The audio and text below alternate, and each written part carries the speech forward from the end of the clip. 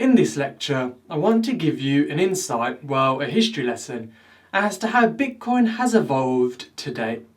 Just so you're aware, I'll be highlighting one key thing from each year up until now, as there's just so much in Bitcoin's history that I could talk about and go on about. Now, by understanding its journey, it will really give you a deeper understanding as to how Bitcoin has become the powerhouse of a cryptocurrency it has today. So, I want to start by taking you back to 2007. So what happened in 2007? Well, that's when the mysterious founder of Bitcoin, named Satoshi Nakamoto, started working on the Bitcoin concept. Now, while he was recorded as living in Japan, many do speculate that Satoshi Nakamoto may be a collective pseudonym for more than one person. Now let's move forward to 2008. On exactly October the 31st, the Bitcoin white paper was published. In that white paper, Bitcoin was explained to everyone, and it outlined that Bitcoin was a currency and solves the problem of double spending so as to prevent the currency from being copied. Then a few short months later, in January 2009, the very first Bitcoin transaction took place. And that transaction was between Satoshi Nakamoto and Hal Finney, a developer and cryptographic activist.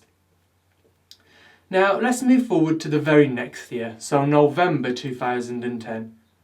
Bitcoin's market cap exceeded $1 million, which I'd say was a very pivotal moment in the development of Bitcoin. Then in June 2011, Bitcoin experienced what is called the Great Bubble of 2011. So what happened that day was, I still believe, the largest percentage price decrease to date for Bitcoin, hence the name the Great Bubble of 2011.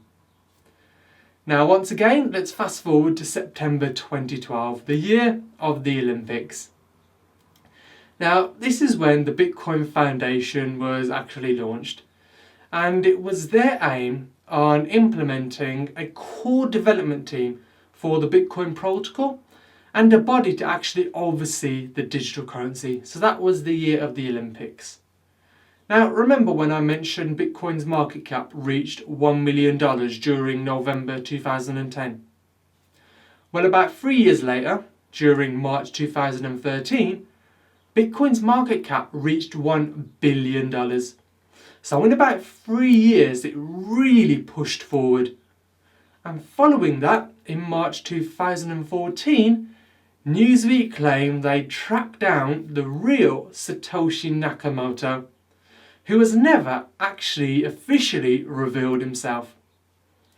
Now once again in December 2015, the real Satoshi Nakamoto was allegedly exposed.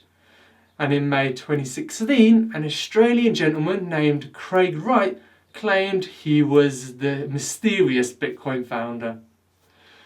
So as you can see, Bitcoin has had a pretty eventful period, and there are a lot more events in Bitcoin's timeline that you can look up by searching for a Bitcoin history timeline in Google.